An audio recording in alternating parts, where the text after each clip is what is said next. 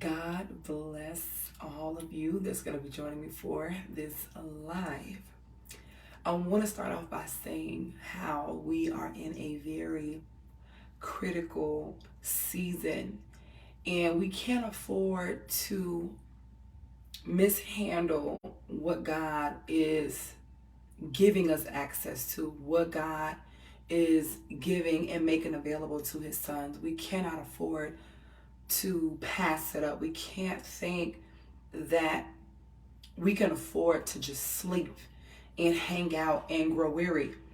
This is not a time to draw back. This is not a time to assume. You want to make sure that you have the oil that you need to make the journey. One of the things that I was considering in prayer was, can I afford this right here? Can I afford this? I can't afford this. I have to know what I am willing to pass up and what I need when I am in a critical season. I need to know, because warning does come before destruction. We know this in the natural. We know that whenever there's a catastrophic storm about to come, whether that's a tsunami, whether that's a severe thunderstorm, whether that's a hurricane, we know that there needs to be preparation involved. You have people who they don't take the warnings as serious. You know, I lived in Florida my whole life, and although we had hurricanes every year around a certain time, you have people, because they've been here so long and they've gone through seasons of hurricane longer than I've been alive. They don't really take the urgency or the time of preparation as serious. So, you know, there's water involved that you need to get. There's non-perishable food involved that you need to get. There's oil, there's candles. There's a lot of different things that one needs in order to make sure that they can make the journey, that one needs in order to actually get through the destruction that's coming. So you have it to where everybody may not adjust when a siren is going off. And I mentioned this in my part 1. People can hear sirens and hear alarms and it not start up an urgency on the inside to actually make a move.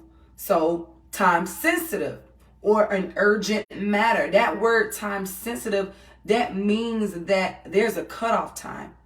That means that whatever the matter is, it requires a quick response. It requires a ASAP kind of move, you know, and as soon as possible, meaning this can't wait.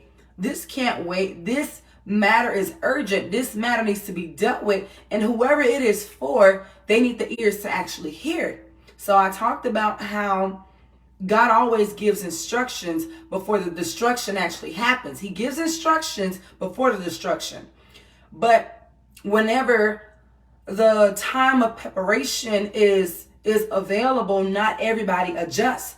Not everybody, when they see sirens, when they see flashing lights, when they hear alarms go off, actually shift. Some people, as I said, they could be desensitized, they could be numb, or it can just kind of be one of those, well, I can afford to miss out on the water at the grocery store. I can skip the lines at the gas station and not get gas because I already believe I have enough stored in the garage. I can miss getting the non-perishable items because I can think that I have enough. I can miss all of the different signs and warnings. I can think that I've gone through this before and maybe this time around will be just like the last time and not really put forth the effort to get what I need. And this is happening right now in the body of Christ. A lot of people, they can't sense the times that we're in. Jesus made it very clearly when he told the Pharisees that you can discern the face of the sky. He says, you know when it's going to be a fair day, you know when it's going to be a rainy day, and you know how to adjust. You know that if the sky is looking gray, if you can smell the rain, then you can prepare and know what you may need to do and where you may need to be in this time right now. But he says you can't discern the times of my return. You can't discern the fact that God is doing something right now. You can't discern that. And that's the same thing that's happening right now. Even in the house of God, you have many people who they cannot discern. They cannot hear the sirens. They cannot see the warning signals that are going off, the warning, flags that are waving right now. They cannot see and hear what's actually going on. And so because of that, there's no adjustment. There's no reason to move with haste. There's no reason to move quickly. That's what that time sensitive is. Hey, there's a time stamp on this. There's a cutoff time. There's actually a time and a place where this window is going to close, where this door is going to be shut. That's the same thing that happened in Matthew 25, where you had 5 foolish and you had 5 wise. Now, as I mentioned, you're going to have people who they can actually afford to not seek the Lord while he's making himself available. You're going to have people who can afford to not adjust in this area. You're going to have people who can afford to not get no oil over here, or not to respond when the Spirit of God is doing something unique and peculiar and very special over here. You're going to have those who feel as though I can afford to not respond like everyone else is responding. I can afford to miss out because I have God in my heart, and I know that I have a secure spot. I know that me and God, we're on one accord, we're on the same page, and so I can afford to miss out, although God is releasing new things that I think I have, but I really don't have. I really don't have. God is giving out new things, and you can think to yourself where, well, I've already been there and I've already done it. I've heard this over and over again. Yeah, so I can afford to not adhere to the warnings that they're putting on the news. I can afford to not adhere to the instructions and to the message. I can afford to miss this. And I want to let you know that's the same thing that the 5 foolish thought. They had to think that. They had to think within themselves, I can afford to not carry extra oil. I can afford, because I already live a lifestyle where I do things at the last minute. I already live a lifestyle where I'm used to finding another option, or things just seems to always work out in my favor. And so I already live that way. You have people, they already live that way. And so they're used to going through the storm. They're used to going through the snowstorms and going through the blizzards and the hurricanes and the hail and the tsunamis. They're used to going through catastrophical storms and different events that's life altering. They're used to going through that and learning how to survive, learning how to just be okay the way that they are. Like, no, I don't need to go and get candles because I know how to survive. I've done this so many times that although this is more severe than the last time, I already know how things work. And it's not until this hurricane, it just so happens to be the hurricane that's going to flood out the area. It just so happens to be the tornado that's right up on your block, right up on your street. It just so happens to be that, this snowstorm is going to be a lot stronger than the last 50 that you went through, the last 20 that you went through. This storm, it just so happens that it's going to be a lot more severe than what you are used to. And as I said, you may not adhere to the warnings because you've been there before. You've done this already. You've heard it all. You've seen it all. Those are the kind of people that are going to miss. They're going to miss when the destruction actually comes. They're going to miss it because of their unwillingness to adjust, because of their heart. Their heart tells them that it's not that serious. Their heart tells them that they can afford to miss. I can afford to miss and not go and get. But for the rest of us, we know that, oh no, I can't afford to miss out on what God is doing. I can't afford to miss my prayer time. I can't afford to miss my church services, because they all are vital. They all are beneficial. They all are critical that I attend every single last one of them. Why? Because of the season that I am in. God is doing so much that I don't want to miss it. Why? Because I can't afford to. No, I can't afford that. And so I'm not going to gamble with my life. You got people who, they like to gamble and they like to take risks, just like the people who, they've gone through different storms, and it just so happens that this was the hurricane, this was the storm that took their lives, that took them out. Because you got those, they like to gamble with their lives. They like to play Russian roulette. They like to take chances. You have people like that in the world. They like to take chances because to them, it's not that serious. And so they're not going to adjust to the urgent matters. Although the sirens are going off, the lights are going off, they're not going to shift when it's time to shift. They're going to be comfortable in the state that they are already in.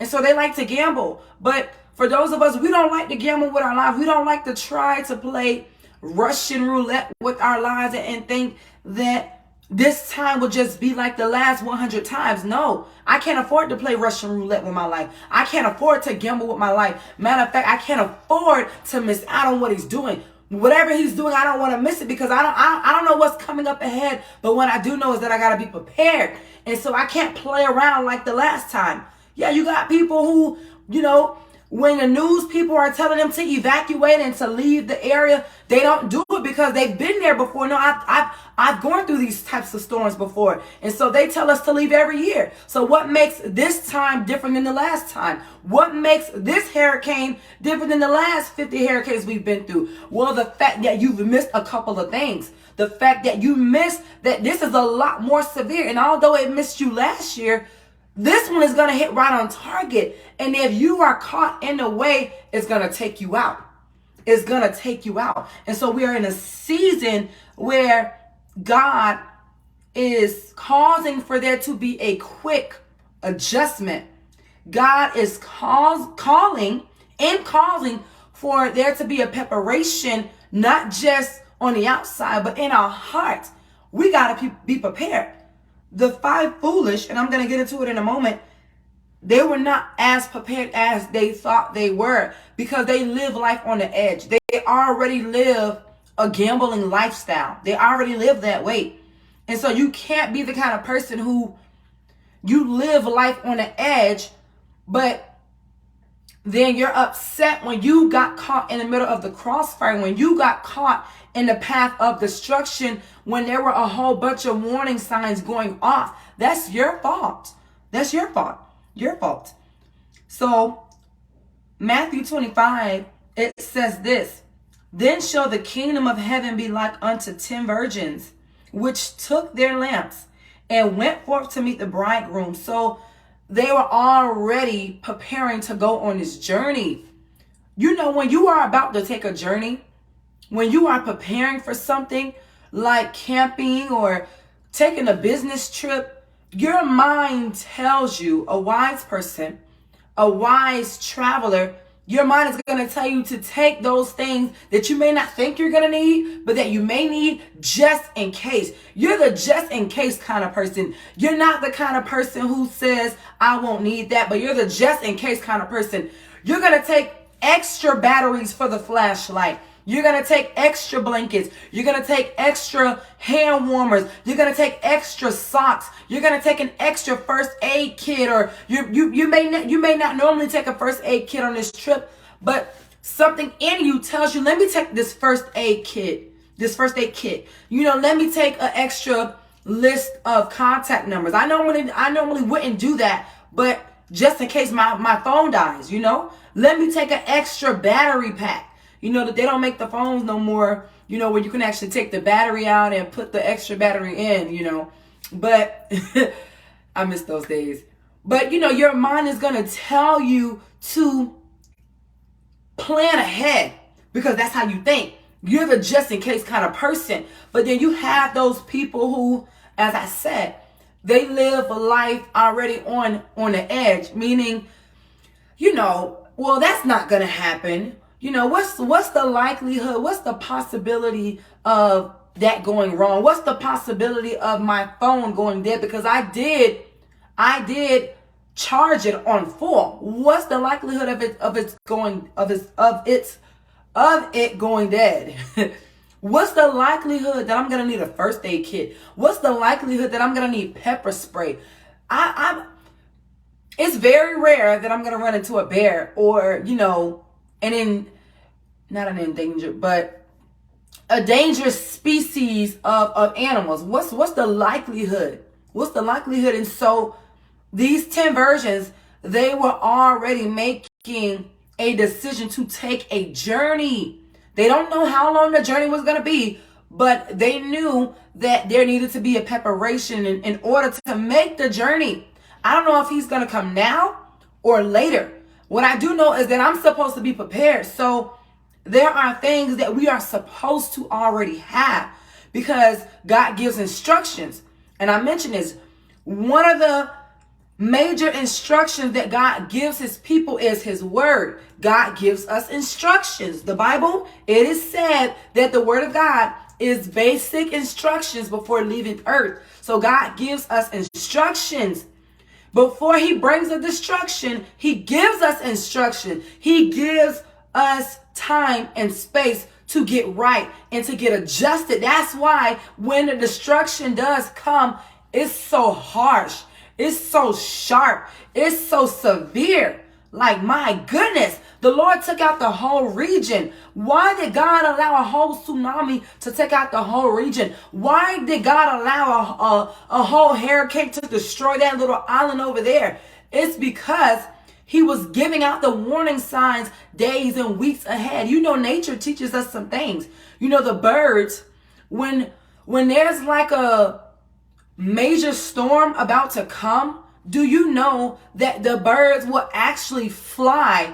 I think at least a week ahead of time, the birds will actually fly and they will leave the area and they will go somewhere else because they can discern and they can pick up that something major is coming. Something bad is about to happen.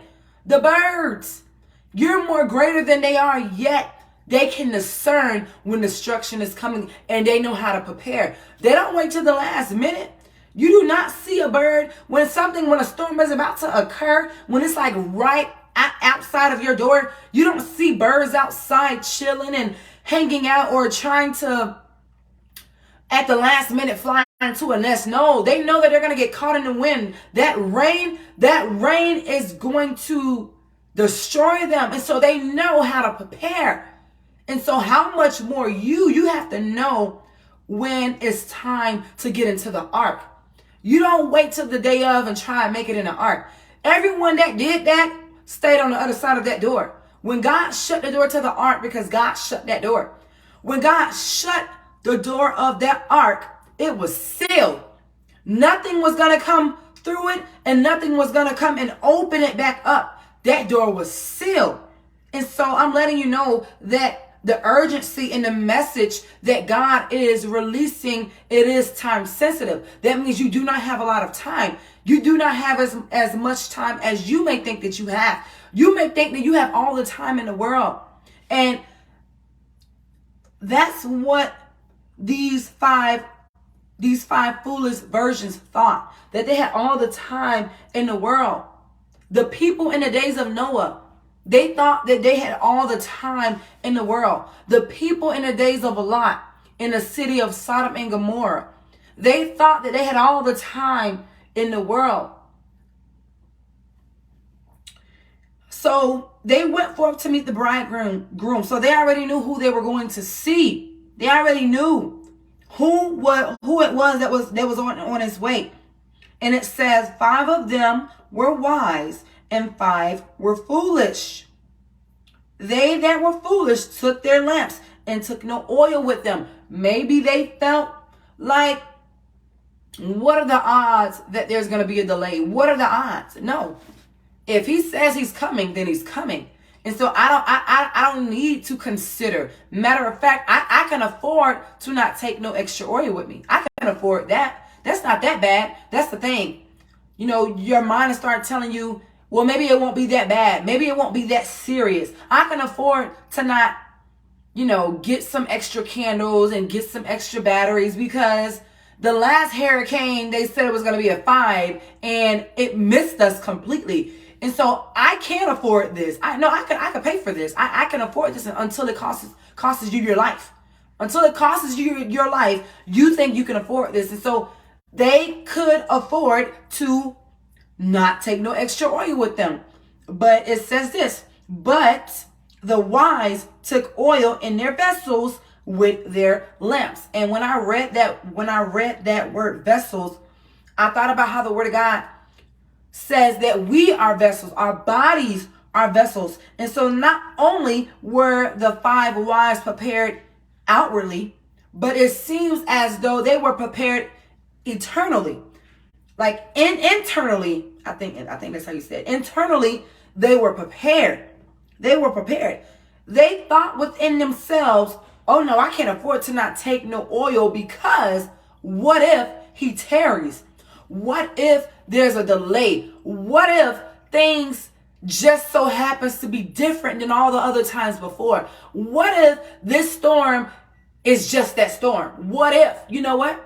I can't afford to gamble with my life. I can't afford to not be prepared. I'd rather be prepared than unprepared. And that's how they thought. That's how they thought. That's how they lived their lives. They lived their lives that way. No, I can't afford. No, I can't afford to miss this. I can't afford to not bring extra water. I can't afford to not bring, an extra pair of shoes. I can't afford to not bring it. I have to bring it. No, I have to bring an extra charger because what if that one gets messed up? I have to bring an extra pair of clothes because what if I get caught in the rain? I have to bring, they're the ones I have to.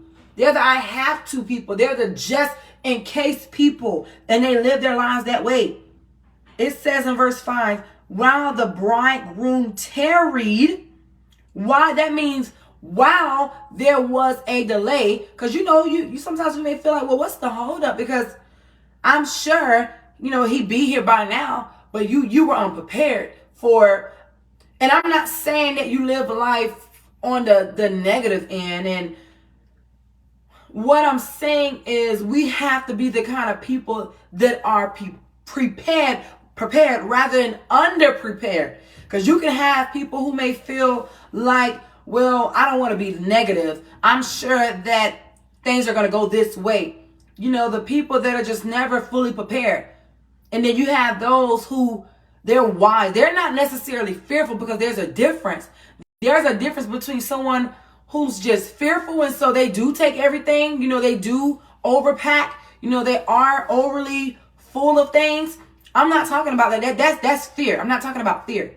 I'm talking about those who are wise in their mind. There's a difference between me being overly prepared because I'm fearful and me being overly prepared because I'm being wise. There's a difference and we got to know the difference. So I don't want to mix the two up. And so the wise, they thought within themselves that, oh no, we got to be prepared. We got to be more than prepared because what if?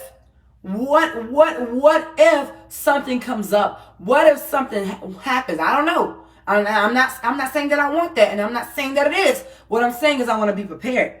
It says, while the bridegroom tarried, while there was a delay, they all slumbered and slept. And so you got the 5 foolish sleeping too. Wait a minute, they're asleep, so I can afford, there we go again. I can afford to sleep too. No, you have people right now, they can't afford to sleep. As I mentioned, in part 1, you got the heavy sleepers and you got the light sleepers. You got the heavy sleepers, they'll sleep through anything. They'll sleep through the heavy snow. They'll sleep through the hail. They'll sleep through the severe thunderstorms. They'll sleep through the heavy winds knocking up against the window. They'll sleep through everything. And, they're the kind of ones that wake up after the hurricane, them passed on through and after the storm passed on through and they wake up. And it's like, is it over yet? Yeah, it's over. You slept through the whole thing. But then you have those of us like me, I'm on the lighter side. I'm a light sleeper. I mentioned before how if a person walks in a room where I'm sleeping, I will wake up. That's how light I sleep. And so you have those of us we're the light sleepers, that means that we're a lot more sensitive. Our senses are more sensitive when it comes to certain things. You have some people, they'll wake up if a light come on. If they hear something drop, if they hear something crazy going on, they'll wake up and they will adjust. Like, I don't know what's on the other side of this door, but I heard something. And so I'm going to make sure that I'm good. I'm going to make sure that I'm fully prepared for what's about to go on. But then you have the heavy sleepers. And so the 5 foolish, they felt like, I can afford to sleep. What's the problem? I can afford to sleep like you can afford to sleep. So they did that. It says they all slumbered and slept.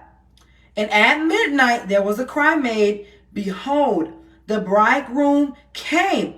Go you out to meet him. Wait a minute. The storm is upon us? Okay, yeah, you thought you could afford to sleep because you thought you can afford to not have oil. Yeah. And so now that there's a cry being made, and that cry is going forth right now, just as in the days of Noah, just as in the days of Lot, there was a cry being made. Lot actually went and tried to warn the people. Noah actually went and tried to warn the people. That was that voice. John the Baptist was a voice. He was one crying in the wilderness. He was a voice. He was the urgency for the people in his days. The people of God today, they are the urgency for the people living in today's world. But not everybody's going to adjust. Not everybody is going to adjust. And so a cry was made, and it was time to go. It was time to go. Wait a minute. It's too late. It's time to go forward. It's time to go. It says, then all those virgins arose, trimmed their lamps. And the foolish said to the wise, give us of your oil, for our lamps are gone out. But the wise answered, saying, not so, lest there not be enough for us both, for you and us. But go rather to them that sell and buy for yourselves. Wait a minute. You don't have me this time? You always had me. I thought that I could afford to not take oil because I was dependent upon you. You didn't realize the season that we were in. You didn't realize who you were going out to meet. You didn't know that you had to prepare accordingly, and you thought I had you. You thought I had you. That's going to be the day where people be offended, because we're coming in to an even more critical season where you really are going to have your own oil, and you're not going to be able to depend on that person. You're not going to be able to afford to depend on the next person, because they're not going to be able to have you as they've done the other times. This is just one of those times where you got to work out your own soul salvation. You can't be riding on this other person's salvation. You got to have your own oil. You got to have your own oil. And so this was just one of those moments. Like, listen, this may be the day where our friendship ends, our relationship ends. I'm sorry. I do not have enough for you. This is just one of those days. This is that time. You're going to be offended. I don't know. This is that day where our relationship is going to be cut, because at this moment, you knew we were coming into a critical season. At this moment, I do not have enough for you. I'm sorry. You may hate me, but I got to go forward. Listen, you heard the same warnings I heard. You heard the same messages. You heard the same instructions I heard. I'm sorry. I don't have enough for you. If I give something to you, then neither of us are going to make the journey. I'm sorry.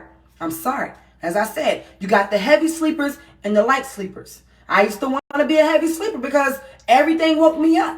But I'm grateful. I'm grateful that I am a light sleeper. You need to want to be a light sleeper. As I said, you got those people, they can sleep through anything. They sleep through the car ride. They sleep through the storms. They sleep through the amusement park ride. Is it over? They sleep through everything. But you're sensitive. You're sensitive. You're the light sleeper. And you have to, because we're in such a critical time, you got to be the light sleeper. Man, can you afford to miss out on your divine appointment with the Lord? I can't, but I can. Oh, you can? Oh, okay. Okay, man, I hope that person has what they need, because they think that they can afford to miss out. But me, I don't know, I can't. I can't gamble with my life like that. I can't gamble with my anointing. I can't gamble with the urgency right now. That person's not adjusting. I can't afford to not adjust. And so in verse 10, it says, while they went to buy, the bridegroom came. And they that were ready, they went in to meet him, or they went in with him to the marriage, and the door was shut. The same thing as in the days of Noah, the door was shut. Yeah, folks wanna be on board now when that rain started to fall.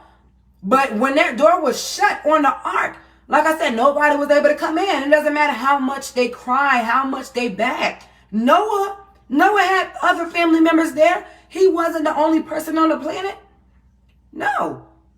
He had people he knew. He had friends. He had family.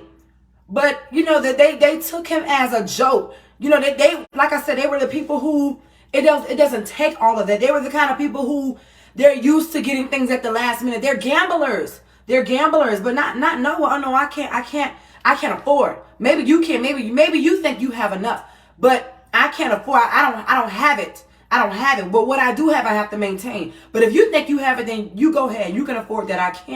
I can't.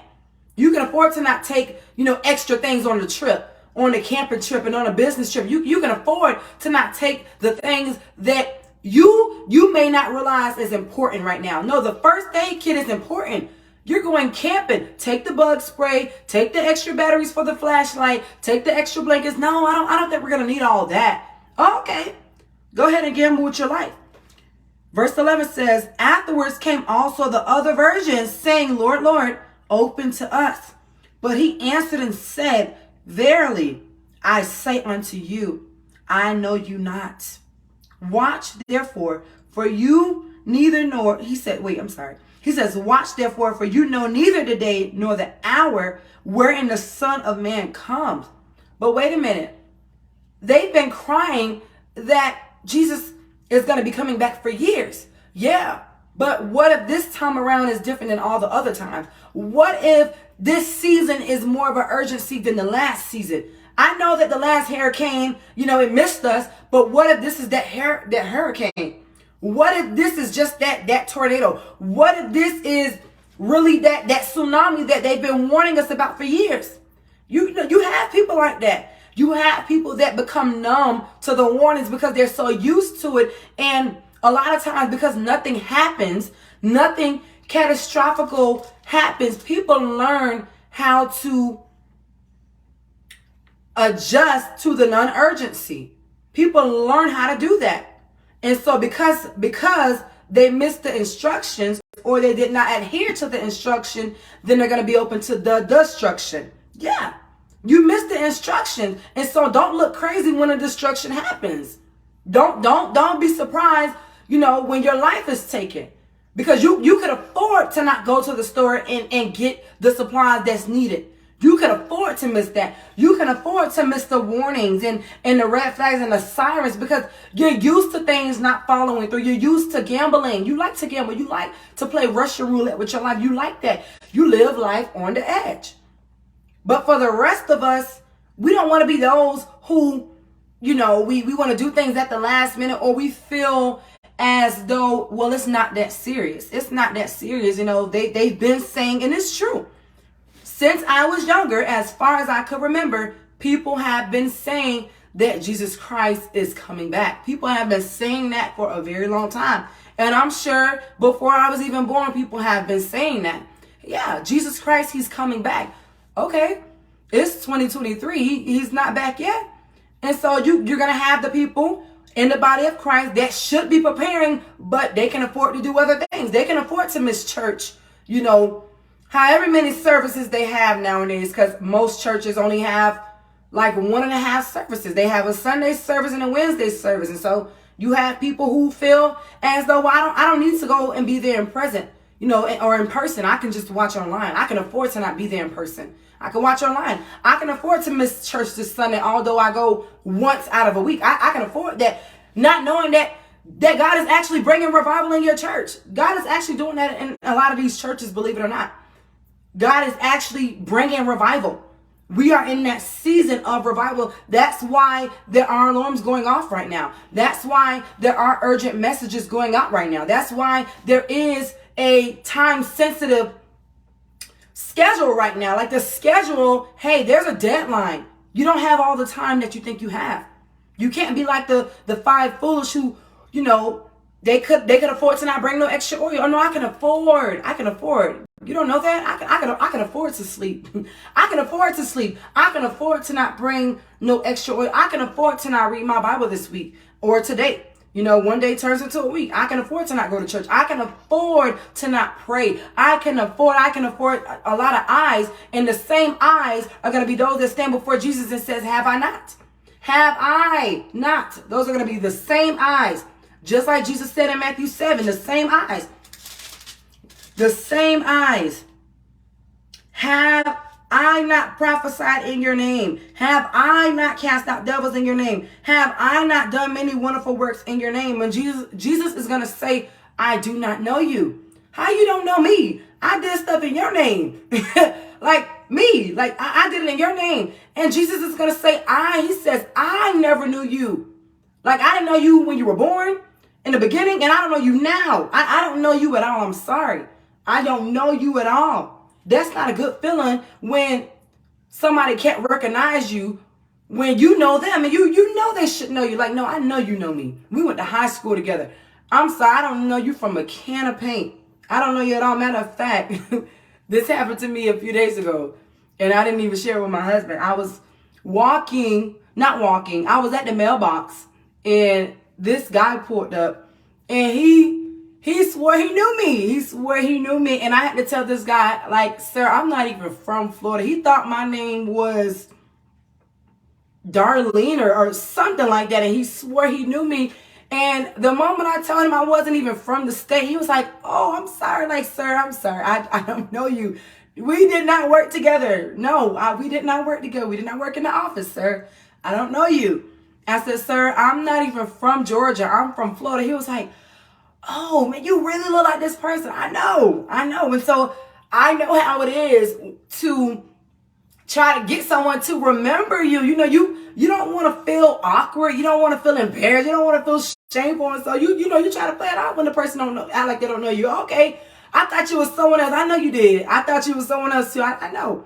But with God, it's going to be different because there's a door that's going to be shut. And it doesn't matter how much you beg, how much you cry, how much you plead, how much you try to go back and get ready. When that door is shut, that's going to be it. That's going to be it. This is why he's giving us space and time to adjust now. He's giving us space and time to prepare now.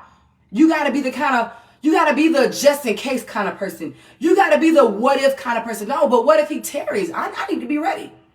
And then all of those who may tell you it doesn't take all of that. And, you don't have to pray every day. You don't have to go to church every week and every day. Like, no. I need to go to church every day and every week because I'm preparing. Why? Because I'm on a journey. Just like the 10 virgins, they were on a journey. Like I said, when you take a vacation, when you take a camping trip, when you take a business trip, you got to prepare. And if you are wise, you are the just in case kind of person. Let me pack a few extra snacks. Why? Just in case. Let me pack a few extra undergarments. Why? Just in case. Let me pack some pepper spray. Why? Just in case I run into a bear. I don't know. I need to be ready. Let me pack an extra pair of socks. Why? Just in case. You got to be the just in case kind of person. Your mind has to work that way. It has to be full of wisdom. It has to work that way. You can't be the kind of person that says, I'm fine just the way I am. How do you know? I'm ready just like I am. I believe I have enough oil. And so I don't need to adjust. I don't need to move like everybody else is moving. I don't need to jump. I don't need to shout. I don't need to praise. I don't need to read my word multiple times a day. I don't need to worship God like that. But God is doing something different. God is releasing grace to prepare. But you feel like you don't need to adjust. And so he gives the instruction before he brings the destruction. You don't know God does that? And that's with his word. This is a book of instructions. And so warning, it comes before destruction. All of us that has ears to hear, we're going to adjust. That's what the urgency is for. Who is the urgency for, Sister Liberty? You. All of those that has ears to hear.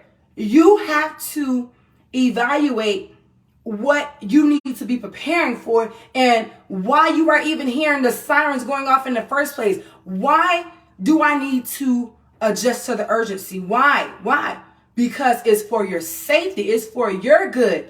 It's for your good. Yeah, that's why the news people, they tell you things in advance. Why? Because it's for your safety. It's for your good. They actually want you to prepare for what's coming. But if you are the kind of person, you brush it off, you've gone through this before, you've gone through many hurricanes and many storms before, and so you don't need to prepare. No, I've done this, and it's not until that be the storm that takes you out.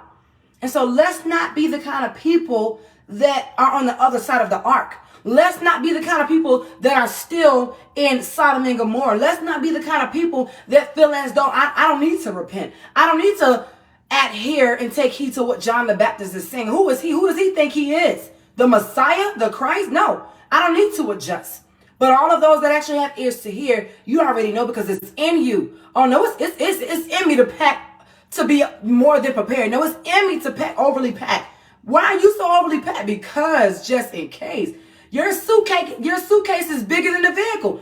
I know, but you don't know what might happen. I'd rather be prepared than underprepared. I'd rather be overly prepared than underprepared. I'd rather we have everything that we need, or that I have everything that we need, than not having. Because in that time, it's going to be every man for themselves. You don't know that's what the 5 wise were saying. You know, they said it nicely, but really what they were saying is, it's every man for themselves right now. I know we were close. I know we were cool. I know we were roommates. I know we were husband and wife. But right now it's every man for themselves. You don't know what Jesus was talking about when he said that a man's foes are going to be those of his household, that he's going to turn the son against the father and the daughter-in-law against the mother-in-law. He's doing that. Why? Because there's going to come a time where it's going to be every man for themselves. Man, I thought you had me. I had you all those other times, but this is a critical time. And this time I just don't have you. Why? Because I really do only have enough for me. And that's why we have to get it while it's hot. While the window is still open, while the door is still open, while we still have time, we have to get it while it's available. We got to get it while it's hot. We have to get it while it's hot. So all of those that have ears to hear, they're going to hear. And you know that they're hearing and listening when they adjust. Because everybody can hear the same thing. But you know those that actually, it's taking effect, it's impacting them when they actually start moving. Because I can hear sirens going off, but I could still sit there. You know, a person, they could be in a house that's about to burn down and just sit there and not move. And just be dead spiritually. Man, why is that person not moving with urgency? Because they think they have all the time in the world. Because they think that it's not that serious. Because they don't believe that this roof will cave down on them. They don't believe that that will happen. They live life on the edge. They gamble with their life. And so they don't take it that serious. They don't take it that serious. And so may the Spirit of God give you the ears to hear. And you decide what you do with what's being released. You decide how you want to respond and how you want to adjust